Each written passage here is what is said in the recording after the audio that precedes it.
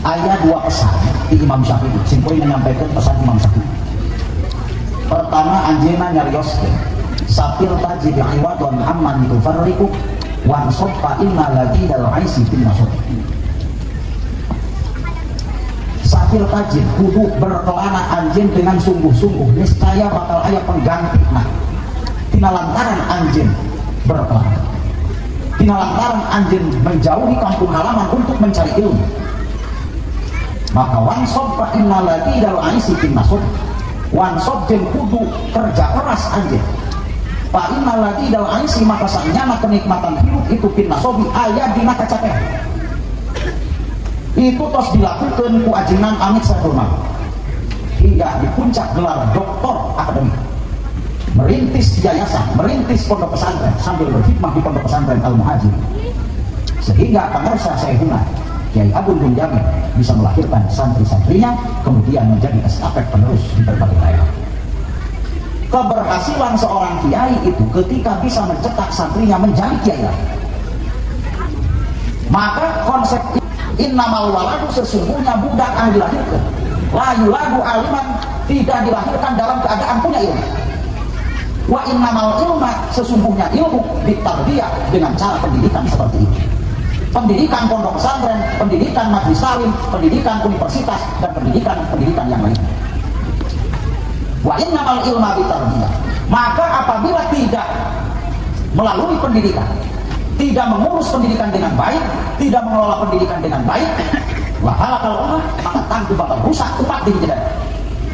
Jadi ia pesantren, ia lembaga pendidikan itu sebagai paku kekuatan desa Cijati umat daripada kerja keras. Jangan melihat hasilnya, lihat prosesnya. Bagaimana beliau ini dulu sekolah dari mulai SMP, SMA, perguruan tinggi, S1, S2, S3, kemudian sama STM.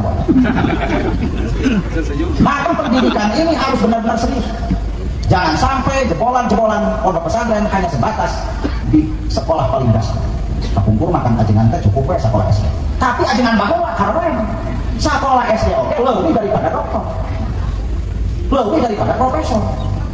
Mama Sempur lain dokter, lain profesor. Tapi Mama Sempur keren sampai hari ini, ilmunya mengalir. Universitas Muhammadiyah masih kelas profesor sama Mama Sempur. Betulnya. Tak ulah diturunkan bahwa zaman baheula di sana karena zaman ayeuna teu sesuai, zaman kita harus menyesuaikan diri. Zaman Mama Sempur di canak zaman ayeuna moal sesuai, teu seimbang sareng kaayaan zaman. Maka ayeuna mah kurang kali pemuda kudu sakola anu luhur. Supaya santri itu lebih dihargai, santri itu jangan dimarginalkan, santri itu jangan dianggap sebelah mata. Santri hari ini berdiri tegak di Republik Indonesia mulai dan sudah dibutuhkan oleh Republik. Tidak sedikit lulusan-lulusan pesantren yang jadi gubernur, bupati, jadi menteri. Mohon maaf, menteri ATR BPN asal nyambung, santri jadi ATR BPN. Tapi bisa nguruskan kementerian anu kayak pelajaran tadi pondok pesantren. Kenapa? Karena santri itu dilatih terbuka pemikiran. Matakan di mukadimah kuring tadi li'ar babil hijab. Santri itu punya pemikiran yang sempurna. Memang di dalam pemikiran ini ada yang disebut dengan sahabul jahil. Pemikiran yang tertutup dengan megah, yang mengibaratkan seperti itu. Tetapi pada dasarnya santri itu harus menjadi orang yang terbuka pemikiran. Kalau sudah terbuka pemikirannya, dia akan bergerak memikirkan yang lain. Yang paling bermanfaat itu jangan dulu memikirkan diri sendiri, tapi pikirkanlah orang lain. Niscaya kalau sudah memikirkan orang lain, urusan kita akan terpenuhi. Kalau orang egois hanya memikirkan diri sendiri, apa bedanya dengan hewan? Naon bedanya jeung domba? Naon bedanya jeung entong? Lamun hanya mikiran awak sorangan. Tetapi karena manusia ini adalah arbabil hijab, orang yang sempurna akalnya, maka mesti memikirkan orang lain, seperti halnya para pimpinan pondok pesantren. Tidak memikirkan dirinya sendiri. Ini kalau diinvestasikan untuk dirinya sendiri, Pak Dr. Hamid ini sudah lebih kaya daripada sekarang.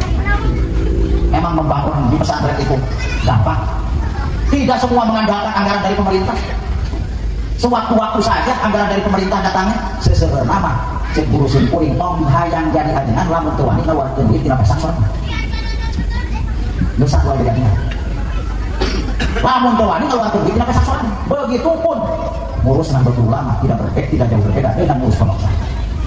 Pak Dokter Amit di pesantren ngaluarkeun artosnya lira jol aya nu usah uang ngaluarkeun artosnya lira Pak Dokter Cecep kami karena tidak jauh berbeda yang dilahirkan oleh orang-orang pondok pesantren. Kultur dan karakternya NU tidak jauh dengan pondok pesantren, tapi NU hari ini sudah modern. Nah jadi yang satu itu. Yang kedua, idza anta lam tajr wa absartu hamidah nadamta ala tafriti fi zaman. Masih Imam Syafi'i. Idza anta lam tajr, di mana anjeun teu barang pelak teu pepelan wa absartu hamidah sementara melihat orang lain memahami. Nadamta ala tafriti fi jamanil badri, maka kurang bakal nalangsa karena ningali batul panen kurang temani.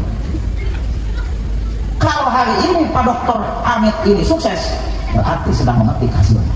Orang yang tidak menanam untuk ngerasa sirik ku kesuksesan Pak ajengannya karena kehidupan doang. Karena sok ayah masyarakat menyari aspirasi kurinya sawang urus berpondok oleh dia menah cenah jadi ajengan menah kumaha sararea hidup umumnya aku berjuang. Rasul itu bisa keren karena perjuangannya. Orang-orang besar di Indonesia, Insinyur Soekarno sampai hari ini dikenang namanya karena perjuangannya.